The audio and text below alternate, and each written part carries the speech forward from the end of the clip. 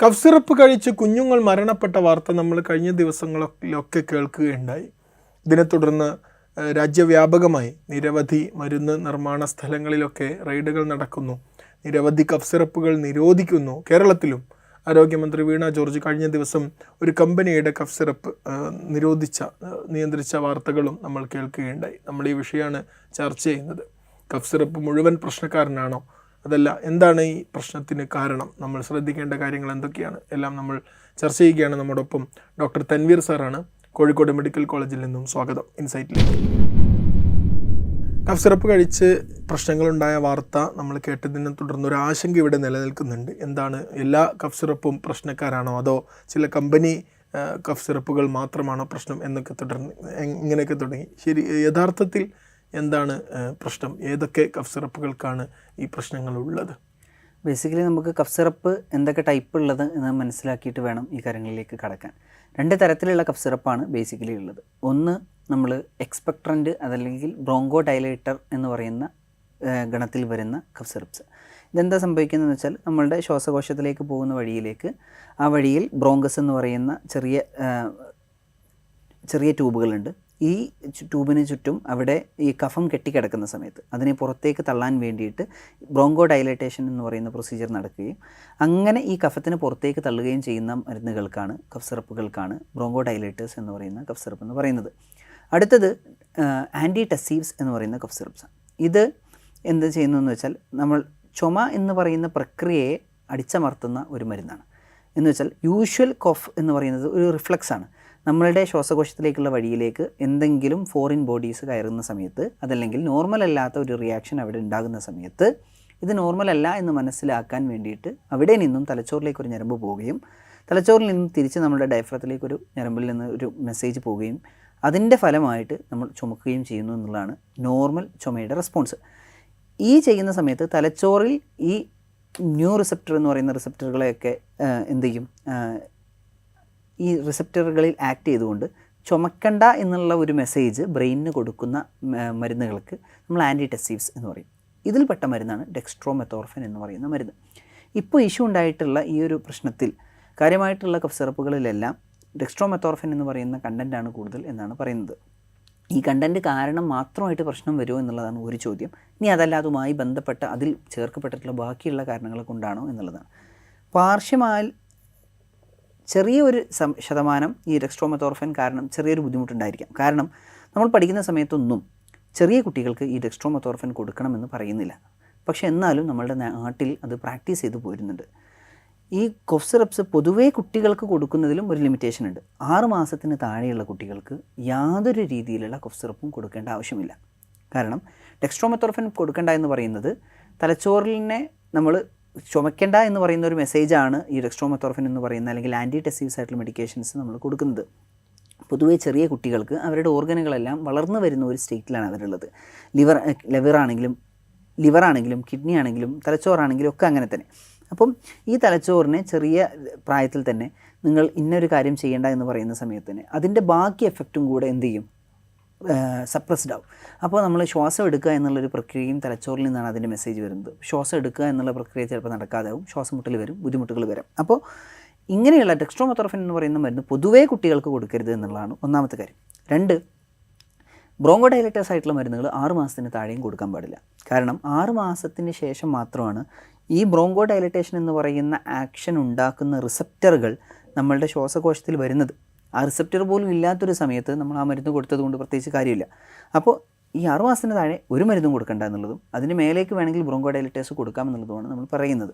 ഇനി ഈ ബ്രോങ്കോ ഡൈലേറ്റേഴ്സ് കൊടുക്കുന്ന സമയത്ത് തന്നെ നമ്മുടെ നാട്ടിലൊരു പ്രശ്നം എന്ന് വെച്ചാൽ, നമുക്ക് അവൈലബിൾ ആയിട്ടുള്ളത് പലതരം കമ്പനികളുടെ ബ്രാൻഡുകളിൽ നിന്ന് വരുന്ന കഫ് സിറപ്പുകളാണ്. ഈ കഫ് സിറപ്പുകളെല്ലാം കോമ്പിനേഷൻസാണ്. അതിൽ പല കോമ്പിനേഷൻസും ഇനി കൊടുക്കാൻ പാടില്ല എന്ന് പറഞ്ഞ് ഗവൺമെൻറ് തന്നെ ബാൻ ചെയ്തിട്ടുള്ള, പ്രൊഹിബിറ്റ് ചെയ്തിട്ടുള്ള ലിസ്റ്റുകളൊക്കെ കഴിഞ്ഞ വർഷം 2 വർഷം മുമ്പൊക്കെ വന്നിട്ടുണ്ടായിരുന്നു. എന്താണെന്ന് വെച്ചാൽ, റേഷണലല്ലാത്ത രീതിയിലുള്ള കോമ്പിനേഷൻസാണ് ഇതിൽ പല മരുന്നുകളിലും ഉണ്ടായിരുന്നത്. എന്ന് വെച്ചാൽ ഈ പറയുന്ന ആൻറ്റിഡെസീവ്സും അതുപോലെ തന്നെ അതിൻ്റെ കൂട്ടത്തിൽ തന്നെ ബ്രോങ്കോഡൈലേറ്റേഴ്സും എന്ന് വെച്ചാൽ 2 ആക്ഷനുകളിലൂടെയുള്ള മരുന്നുകൾ കൂട്ടിയിട്ടുള്ളൊരു കോമ്പിനേഷൻ ലായനികളൊക്കെ ആയിട്ട് കോഫ് സിറപ്സ് അവൈലബിൾ ആയി. അപ്പോൾ ഇതിൽ ഏത് കൊടുക്കണം എന്നുള്ള രീതിയിൽ ഡോക്ടേഴ്സിനും തന്നെ കൺഫ്യൂഷൻ ആയിരിക്കും. എന്ന് വെച്ചാൽ നമ്മൾ ഉദ്ദേശിക്കുന്നത് ഈ മരുന്നിലെ ഇന്ന കാര്യം എഫക്റ്റ് ചെയ്യണം എന്നുള്ളതാണ്, പക്ഷേ മറ്റേ എഫക്റ്റും കൂടെ കൂടി വരുന്നു. അങ്ങനെയുള്ള പ്രോബ്ലംസ് ഒക്കെ ഉണ്ടായിരുന്നു.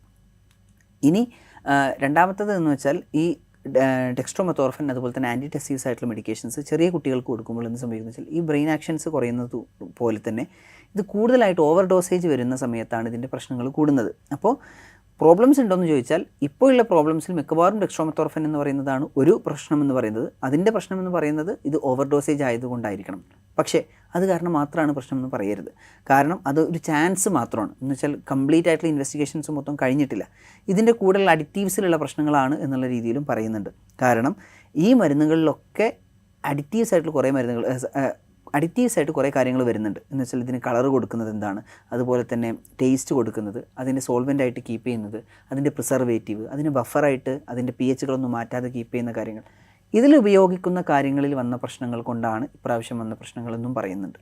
അല്ല, നിലവിലിപ്പോൾ ഈ കോമ്പിനേഷൻ്റെ മാറ്റം മൂലം വന്ന പ്രശ്നങ്ങളാണെങ്കിൽ ഇതിപ്പോൾ രാജസ്ഥാനിലൊക്കെ സംഭവിച്ചത് 11 കുട്ടികൾ എങ്ങാനും ഒരു ആശുപത്രിയിൽ തുടർച്ചയായി മരണപ്പെടുന്നു.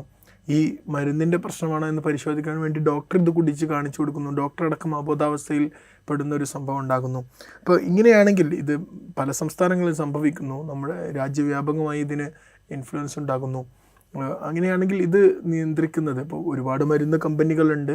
ഓരോ കോമ്പിനേഷനും ഓരോ കമ്പനികൾ അവരുടെ നിയന്ത്രണത്തിന് അനുസൃതമായ കോമ്പിനേഷൻ ഉപയോഗിച്ച് മരുന്നുകൾ നിർമ്മിക്കുന്നുണ്ട്. പക്ഷേ ഇത് നിയന്ത്രിക്കാൻ ആരോഗ്യ മന്ത്രാലയത്തിൻ്റെ അല്ലെങ്കിൽ ഇവിടെയുള്ള സംവിധാനങ്ങളൊക്കെ പ്രവർത്തിക്കണമല്ലോ. അപ്പോൾ ആ നിയന്ത്രണത്തിൻ്റെ ഒരു വീഴ്ച കൂടിയായിട്ട് ഇത് കാണാൻ കഴിയില്ലേ?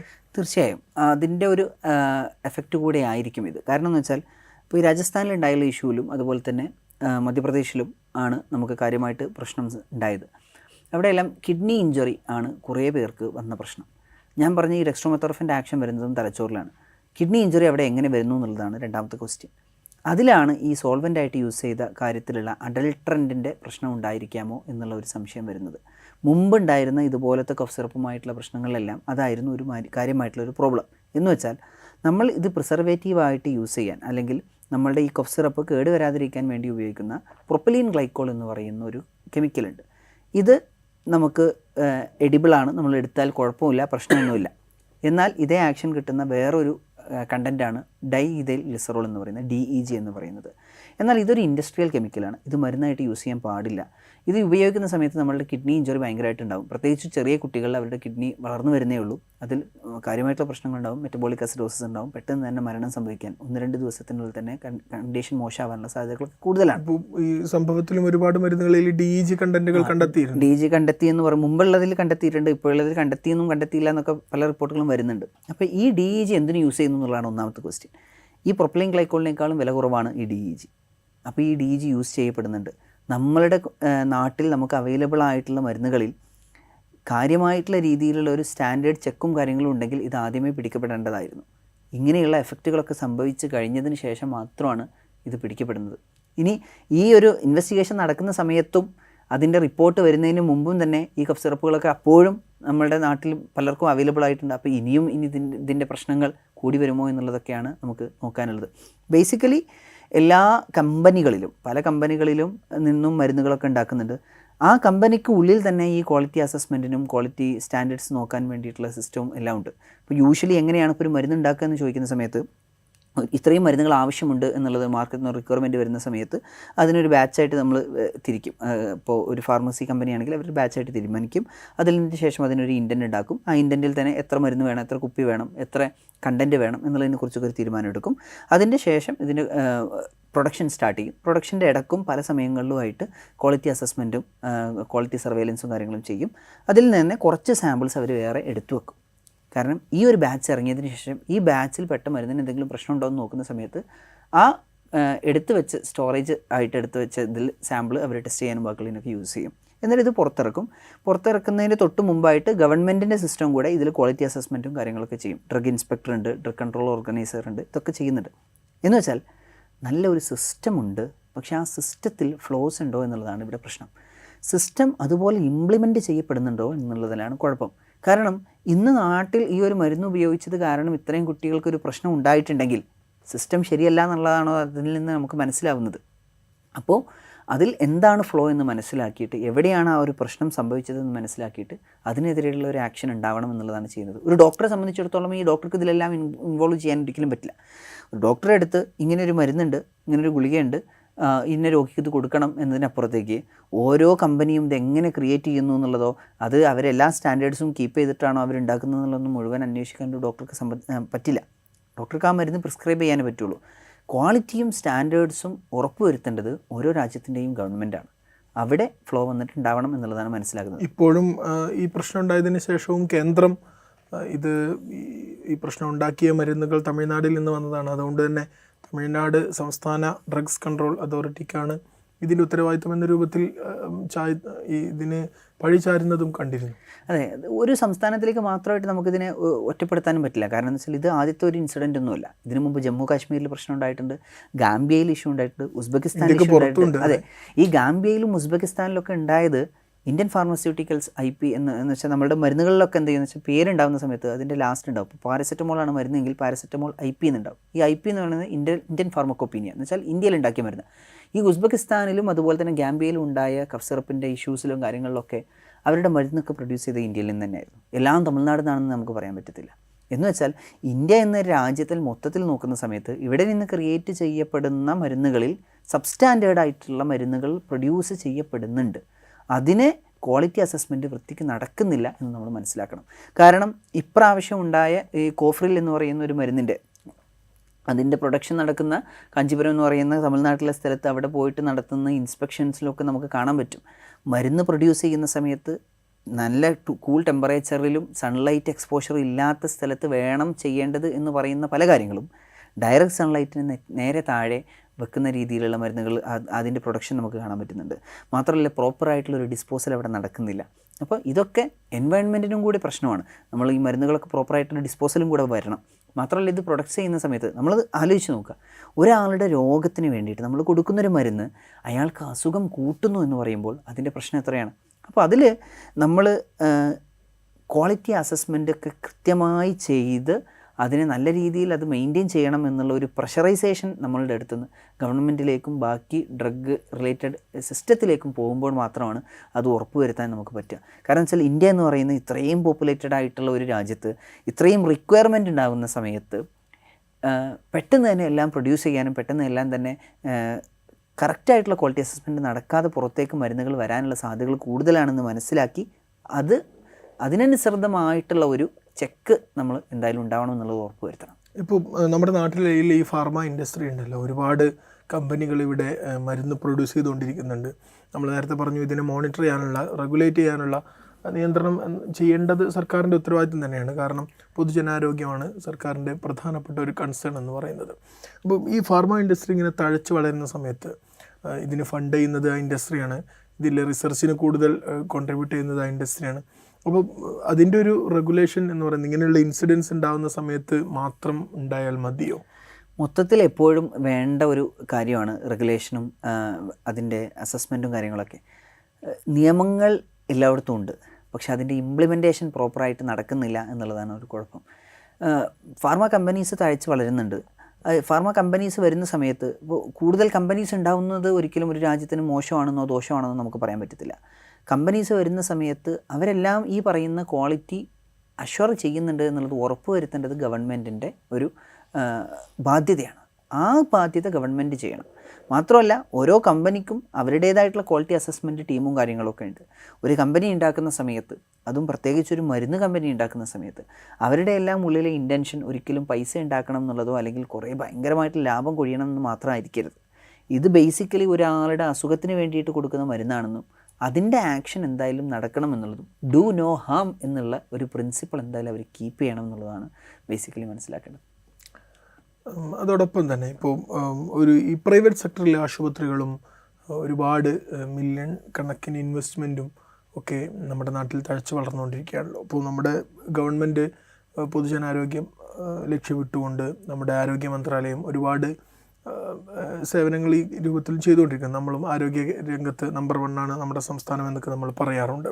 ഒരു ഭാഗത്ത് ഈ പ്രൈവറ്റ് ആശുപത്രികളുടെ, പ്രൈവറ്റ് മരുന്ന് കമ്പനികളുടെ ഈ കോടിക്കണക്കിന് രൂപ നിക്ഷേപം വന്നുകൊണ്ടിരിക്കുന്ന ഈ ഒരു സാഹചര്യമുണ്ട്. മറുഭാഗത്ത് ഇങ്ങനെ ഒരുപാട് നിയന്ത്രണങ്ങൾക്കുള്ളിൽ നിന്ന് പ്രവർത്തിക്കുന്ന നമ്മുടെ സർക്കാർ ആശുപത്രികൾ, സർക്കാർ നൽകിക്കൊണ്ടിരിക്കുന്ന മരുന്നുകൾ എല്ലാം ഉണ്ട്. അപ്പോൾ ഇതിൻ്റെ ഈ ഒരു വൈരുദ്ധ്യം എങ്ങനെ നമുക്ക്?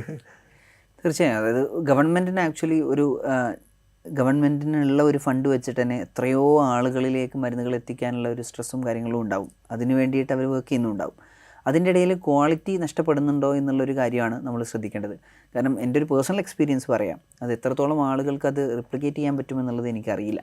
എന്നിരുന്നാലും നമ്മളൊരു ഷുഗറിന് വേണ്ടിയിട്ട് ഞാനൊരു പേഷ്യൻറ്റിന് ഒരു മരുന്ന് കൊടുത്തിരുന്നു, 2 നേരം കൊടുക്കാനുള്ളൊരു മരുന്ന് കൊടുത്തിരുന്നു. അപ്പോൾ കുറച്ച് കഴിഞ്ഞ് ഒരു മാസം കഴിഞ്ഞ സമയത്ത് രോഗി ചോദിച്ചു, ഇതേ മരുന്ന് നമുക്ക് ഗവൺമെൻറ് സപ്ലൈയുള്ള മരുന്ന് അവൈലബിൾ ആയിരിക്കുമോ എന്ന് ചോദിച്ചപ്പോൾ, യെസ് അവൈലബിൾ ആയിരിക്കും, നിങ്ങൾ ഗവൺമെൻറ് അടുത്തുള്ള PHCയിൽ നിന്ന് എടുത്താലും മതി എന്ന് പറഞ്ഞു. ഗവൺമെൻറ് സപ്ലൈ എന്നുള്ള മരുന്ന് എടുത്തു. ഒരു മാസം കഴിഞ്ഞ് തിരിച്ചു വന്ന സമയത്ത് ഷുഗേഴ്സ് തീരെ കൺട്രോൾ ആവാത്ത രീതിയിൽ കണ്ടു. അപ്പോൾ ഇനി പ്രത്യേകിച്ച് അവരുടെ ഡയറ്റിലോ ബാക്കിയുള്ള ജീവിതശൈലിയിലോ ഒന്നും ഒരു മാറ്റമൊന്നും ശ്രദ്ധിക്കാത്തത് കൊണ്ട് തന്നെ തിരിച്ച് പഴയ ഒരു മരുന്നിലേക്ക് തന്നെ മാറ്റിയപ്പോൾ ആ കൺട്രോൾ വീണ്ടും തിരിച്ചു വന്നു. അപ്പോഴാണ് ബേസിക്കലി ഗവൺമെൻറ്റിൻ്റെ മരുന്നുകളിൽ എന്തെങ്കിലും ഒരു പ്രശ്നമുണ്ടോ എന്നുള്ള രീതിയിലൊക്കെ എനിക്ക് പേഴ്സണലി ഒരു സംശയം തോന്നിയത്. അപ്പോൾ അത് ചിലപ്പോൾ ചില ആളുകൾക്ക് അങ്ങനെ തോന്നിയിട്ടുണ്ടാവാം. അപ്പോൾ ഗവൺമെൻറ് സെൽഫ് ചെക്കും കൂടെ ചെയ്യണം എന്നുള്ളതാണ് ഞാൻ മനസ്സിലാക്കിയത്. അവരുടെ മരുന്നുകൾ, ഗവൺമെൻറ് ഇറക്കുന്ന മരുന്നുകൾ എന്ന് വെച്ചാൽ, നമ്മൾ എന്തായാലും ഒരു മരുന്ന് വെറുതെ ഒരു പൊടി കലക്കുന്ന ഒരു സാധനമല്ലല്ലോ, അവർക്ക് അതിൻ്റേതായിട്ടുള്ള എഫക്റ്റ് ഉണ്ടാവണം. ബേസിക്കലി പറയുന്നതെന്ന് വെച്ചാൽ ഏതൊരു മരുന്നിലും 2 കണ്ടൻറ്റാണ് ഉണ്ടാവുക. എന്ന് വെച്ചാൽ അതിൻ്റെ ആക്റ്റീവ് ഫാർമസ്യൂട്ടിക്കൽ ഇൻഗ്രീഡിയൻ്റ് എന്ന് പറയുന്നത് API എന്ന് പറയുന്ന ഒരു കാര്യം, പിന്നെ അതുപോലെ തന്നെ ബാക്കിയുള്ള കാര്യങ്ങൾ എന്ന് വെച്ചാൽ പ്രിസർവേറ്റീവ്സും കേടുവരാതിരിക്കാനുള്ള കണ്ടൻറ്റും കാര്യങ്ങളൊക്കെയാണ്. അപ്പോൾ നമ്മൾ ഈ മുമ്പ് പറഞ്ഞ ഈ പ്രശ്നം ഉണ്ടായി എന്ന് പറഞ്ഞ കാര്യത്തിലൊക്കെ API നോർമലായിരുന്നെങ്കിലും ആ പ്രിസർവേറ്റീവിലും ബാക്കിയുള്ളതിലുമാണ് കണ്ടാമിനൻസും അഡൾട്രേഷൻസും ഒക്കെ ഉണ്ടായിരുന്നത്. ഇപ്പോൾ നമ്മുടെ കഫ് സിറപ്പിൻ്റെ കാര്യത്തിൽ പറയുകയാണെങ്കിൽ, അപ്പോൾ ഈ ആക്റ്റീവ് ഫാർമസ്യൂട്ടിക്കൽ ഇൻഗ്രീഡിയൻറ്റ് തന്നെ പ്രോപ്പറായിട്ട് കിട്ടുന്നുണ്ടോ എന്നുള്ളതാണ് എനിക്ക് ഈ ഒരു വിഷയത്തിൽ സംശയം വന്നത്. കാരണം എന്ന് വെച്ചാൽ അത് ഇപ്പോൾ ഒരു പാരസെറ്റമോൾ 650 എന്ന് പറയുന്ന സമയത്ത് ആ 650 മില്ലിഗ്രാം പാരസെറ്റമോൾ നമുക്ക് അവൈലബിൾ ആയാൽ ആ പനി മാറണം. അത് ഗവൺമെൻറ് സപ്ലൈ എടുക്കുമ്പോഴും പ്രൈവറ്റിലെ വേറൊരു സാധനം എടുക്കുമ്പോൾ അതിൽ ഡിഫറൻസ് വരുന്നുണ്ടെങ്കിൽ ആ ഫാർമസ്യൂട്ടിക്കൽ ഇൻഗ്രീഡിയൻസിൽ എന്തെങ്കിലും കുഴപ്പമുണ്ടോ എന്നുള്ളത് വരെ സംശയം തോന്നും. അതുമാത്രമല്ല, ഇപ്പോൾ ഏതൊരു മരുന്ന് എടുക്കുമ്പോഴും നമുക്കറിയാം, ഇപ്പോൾ ഒരേ കമ്പനി, ഒരേ പ്രൊഡക്റ്റിൻ്റെ 5 കമ്പനി കാര്യങ്ങളുണ്ടാവും. 5നും പല വ്യത്യാസങ്ങളായിരിക്കും റേറ്റ്. എന്ന് വെച്ചാൽ 20 രൂപയുടെ മരുന്നുണ്ടാകും, 60ൻ്റെ ഉണ്ടാകും, 100 രൂപയുടെ ഉണ്ടാകും. എന്താണ് ഇതിൽ വരുന്ന ഡിഫറൻസ് എന്ന് വെച്ചാൽ, ഈ API എന്ന് പറയുന്ന കാര്യം അല്ലെങ്കിൽ ആക്റ്റീവ് ഫാർമസ്യൂട്ടിക്കൽ ഇൻഗ്രീഡിയൻറ്റ് നോർമലായിരിക്കും, പക്ഷേ ബാക്കി പ്രിസർവേറ്റീവ്സും ബാക്കി കാര്യങ്ങളൊക്കെ ഡിഫറൻ്റ് ആയിരിക്കും, അല്ലെങ്കിൽ നല്ല സ്റ്റാൻഡേർഡുള്ള കാര്യങ്ങളായിരിക്കും. അതെല്ലാം കൂടെ നല്ല ക്വാളിറ്റിയുള്ള കാര്യമാകുമ്പോൾ ഈ APIൻ്റെ ഫുൾ അതിൻ്റെ ഫുൾ എഫക്റ്റ് നമുക്ക് കിട്ടും. അതുകൊണ്ടായിരിക്കും അത് കൂടുതലായിട്ട് എഫക്റ്റീവ് എന്നുള്ള രീതിയിലും വേണമെങ്കിൽ ഇതിനെ വായിക്കാം. അപ്പോൾ എന്നിരുന്നാലും ഈ ഗവൺമെൻറ് സെക്ടർ, പ്രൈവറ്റ് സെക്ടർ എന്ന് പറയുന്ന സമയത്ത് ഈ മരുന്നുകളുടെ കാര്യത്തിലും നമ്മളുടെ ഗവൺമെൻറ് നമ്മളുടെ രോഗികളെ, നമ്മളുടെ പാവപ്പെട്ട രോഗികൾക്ക് വേണ്ടിയിട്ടുള്ള ഒരു അത്താണിയാണ് ഗവൺമെൻറ് എന്ന് പറയുന്നത്. അവരെപ്പോഴും ആശ്രയിക്കുന്നത് ഗവൺമെൻറ് സിസ്റ്റത്തിനെയാണ്. ആ സിസ്റ്റത്തിനെ കുറ്റപ്പെടുത്തുകയല്ല, പക്ഷേ എപ്പോഴും ഒരു ചെക്ക് ഉണ്ടായിരിക്കണം. അവർ കൊടുക്കുന്ന മരുന്നുകളിലെല്ലാം ക്വാളിറ്റി ആയിട്ടുള്ള മരുന്നുകൾ തന്നെയല്ലേ കിട്ടുന്നത് എന്നുള്ളത് ഉറപ്പുവരുത്തണം. അതോടൊപ്പം തന്നെ ഇപ്പോൾ ഈ 12 വയസ്സിന് താഴെയുള്ള കുഞ്ഞുങ്ങൾക്ക് ഒരിക്കലും ഡോക്ടറുടെ പ്രിസ്ക്രിപ്ഷൻ ഇല്ലാതെ മരുന്ന് കൊടുക്കരുത് എന്ന രൂപത്തിലുള്ള ഉത്തരവൊക്കെ കാണുകയുണ്ടായി. നമ്മുടെ ഈ കൗണ്ടറിൽ പോയി മരുന്ന് വാങ്ങി കഴിക്കുന്നൊരു ശീലം മലയാളികൾക്ക് എപ്പോഴും ഉണ്ട്. നമുക്കൊരു പനി വന്നാൽ നമ്മൾ പാരസെറ്റമോൾ കുടിക്കും, ചുമ വന്നാൽ ഏതെങ്കിലും കഫ് സിറപ്പ് വാങ്ങി കുടിക്കും. ഈ ഒരു ശീലത്തിൻ്റെ ഒരു പ്രശ്നം കൂടി ഇവിടെ ഉണ്ടല്ലോ. അപ്പോൾ നമ്മുടെ ആ ഒരു മനോഭാവം കൂടി മാറ്റേണ്ടതിനെക്കുറിച്ചും കൂടി പറയും. തീർച്ചയായും. എന്ന് വെച്ചാൽ ഇപ്പോൾ നമ്മളൊരു പേഷ്യൻറ്റിനെ കാണുന്ന സമയത്ത് തന്നെ, ചെറിയ കുട്ടികളാകുമ്പോൾ നമ്മൾ ചിലപ്പോൾ കഫ് സിറപ്പ് എഴുതാൻ മടിക്കും. എന്ന് വെച്ചാൽ ആവശ്യമില്ല എന്ന് കാണുന്ന സമയത്ത് നമ്മൾ മരുന്ന് എഴുതില്ലല്ലോ. പക്ഷെ പലപ്പോഴും പല മാതാപിതാക്കളും നമ്മളോട് നിർബന്ധിക്കും, നിങ്ങളൊരു കഫ് സിറപ്പ് എഴുതുന്നില്ലേ, കുട്ടിക്ക് ചുമയല്ലേ, കഫ് സിറപ്പ് എഴുതൂ. അങ്ങനെ നിർബന്ധിക്കുന്ന സമയത്ത് നമ്മൾ എഴുതി പോകുന്നൊരവസ്ഥയുണ്ട്. മാത്രമല്ല, ഈ നമ്മൾ ഒരു പ്രാവശ്യം എഴുതിയ മരുന്ന് പിന്നെ അത് ചുമക്കുള്ള മരുന്നാണെന്ന് മനസ്സിലായി. പിന്നീട് ഒരു അസുഖം വരുന്ന സമയത്ത്, ചുമ ബുദ്ധിമുട്ടൊക്കെ വരുന്ന സമയത്ത് ഫാർമസിയിൽ പോകുന്നു, ഈ മരുന്നൊന്നും കൂടെ തരണം എന്ന് പറയുന്നു, അത് വാങ്ങുന്നു. ആ കുട്ടിക്ക് ആദ്യം വന്ന ബുദ്ധിമുട്ട് തന്നെയാണോ പിന്നെ വന്നതെന്ന് നമുക്കറിയില്ല. ചുമ എന്ന് പറയുന്നത് പല രോഗങ്ങളുടെയും ഒരു പ്രസൻറ്റിങ് ഫീച്ചറാണ്, ഒരു ലക്ഷണങ്ങളായിരിക്കാം. എപ്പോഴും ചുമ വരുന്നത് വെറും ശ്വാസകോശ സംബന്ധമായ അസുഖങ്ങൾ കൊണ്ട് മാത്രമായിരിക്കണം എന്നില്ല. എന്ന് വെച്ചാൽ ജെർഡ് എന്ന് വെച്ചാൽ നമുക്കിപ്പോൾ ഈ ആമാശയത്തിൽ നിന്നും ചെറിയ ഗ്യാസ് മേലേക്ക് വരുന്ന സമയത്ത് പോലും നമുക്ക് ചുമ വരാം. അങ്ങനെ പല കാരണങ്ങളെ കൊണ്ട് ചുമ വരാം. അതെന്താണെന്നുള്ള ഒരു ഡോക്ടർ മനസ്സിലാക്കിയിട്ട് അതിനനുസരിച്ചുള്ള ട്രീറ്റ്മെൻറ്റാണ് ഓരോ സമയത്തും കൊടുക്കുന്നത്. അപ്പോൾ ഔട്ട് ഓഫ് ദ കൗണ്ടർ നമ്മൾ ഡോക്ടറുടെ പ്രിസ്ക്രിപ്ഷൻ ഇല്ലാതെ ഈ മരുന്ന് വാങ്ങുന്ന സമയത്ത് പ്രോപ്പറായിട്ടുള്ള ഡ്രഗ് അല്ലായിരിക്കും നമുക്ക് കിട്ടുന്നുണ്ടാവുക. രണ്ടാമത്തെ ഏറ്റവും വലിയ കാര്യം, ചെറിയ കുട്ടികൾക്ക് പ്രത്യേകിച്ചും അവരുടെ ഡോസ് എന്ന് പറയുന്നത് എപ്പോഴും അവരുടെ വെയിറ്റ് ഡിപ്പെൻഡൻ്റ് ആണ്. ആ കുട്ടി എത്ര തൂക്കമുണ്ടെന്നുള്ളതിനനുസരിച്ചാണ്. ഇത് ആ തൂക്കത്തിനനുസരിച്ചല്ലാത്ത രീതിയിൽ അതിനേക്കാൾ കൂടുതലായിട്ട് കൊടുത്തു കഴിഞ്ഞാൽ ഇത് ഓവർ ഡോസേജിന് കാരണമാവും. ഇപ്പോൾ ഈ പറഞ്ഞ ഡെക്സ്ട്രോമെത്തോർഫിൻ എന്ന് പറയുന്ന മരുന്നൊക്കെ ഓവർ ഡോസേജ് ആവുന്ന സമയത്ത് അത് ബ്രെയിൻ ഡിപ്രഷനും ബാക്കിയുള്ളതും കാര്യങ്ങളും കോസ് ചെയ്തിട്ട് പ്രോബ്ലംസ് ഉണ്ടാക്കാം. അപ്പോൾ അങ്ങനെയുള്ള പ്രോബ്ലംസ് ഉണ്ടാവും. പിന്നെ മാത്രമല്ല, ഒരു കുട്ടിക്ക് എഴുതി, അപ്പോൾ ചില വീടുകളിൽ കാണുന്നതാണ്, ചെറിയ കുട്ടിക്ക് ചുമക്ക് വേണ്ടിയിട്ട് ഇത് മരുന്ന് എഴുതി, അപ്പോൾ വലിയ കുട്ടിക്കും അത് കൊടുക്കാം. അപ്പോൾ ആ ഒരു രീതിയിൽ നിന്ന് മാറിയിട്ട് രോഗം വരുന്ന സമയത്ത് നമ്മൾ ഡോക്ടറെ കാണിക്കാൻ വേണ്ടിയിട്ട് പോവുക. അതൊരു പ്രൈവറ്റിൽ തന്നെ പോകണമെന്നില്ലല്ലോ, നമുക്ക് ഗവൺമെൻറ്റിൽ പോയാൽ പൈസ കൊടുക്കേണ്ട ആവശ്യമില്ലല്ലോ.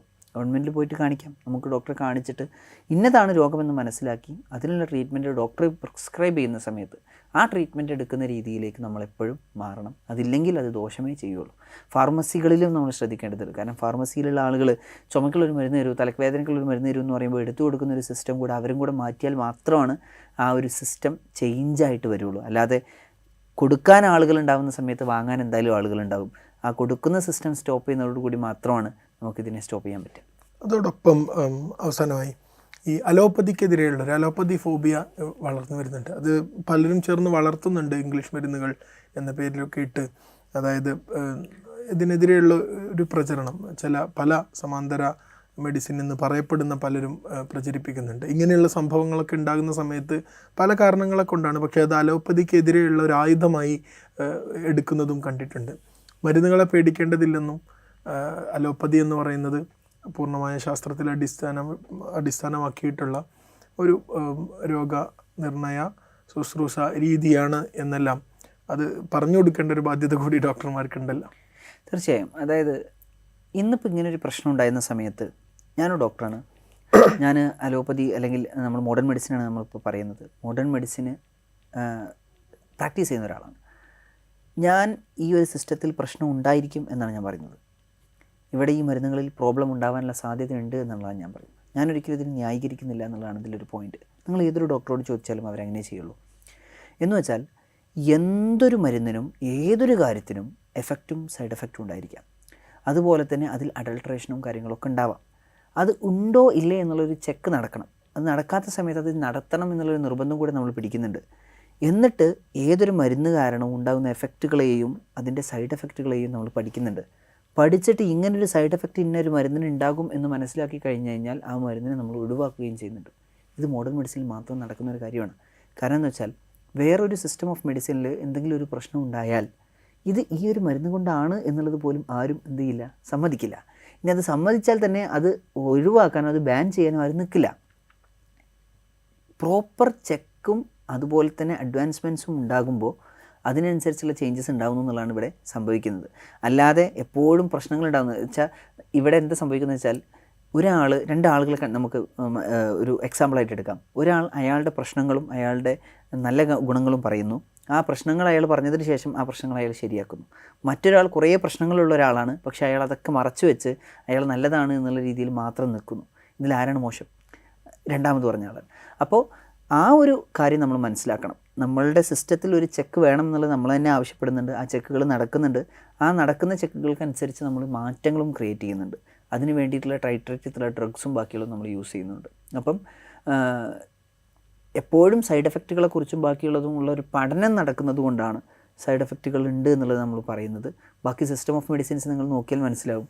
നമ്മൾ എന്താണ് സൈഡ് എഫക്റ്റ് എന്ന് പോലും പറഞ്ഞു കൊടുക്കാത്തൊരു കാര്യം ഉണ്ടാവും. ഇപ്പോൾ ജസ്റ്റ് ഒരു എക്സാമ്പിൾ, ഫാമിലിയിലൊരു എക്സാമ്പിൾ, എൻ്റെ ഒരു കസിൻ, അവർ ആസ്മാറ്റിക്കാണ്.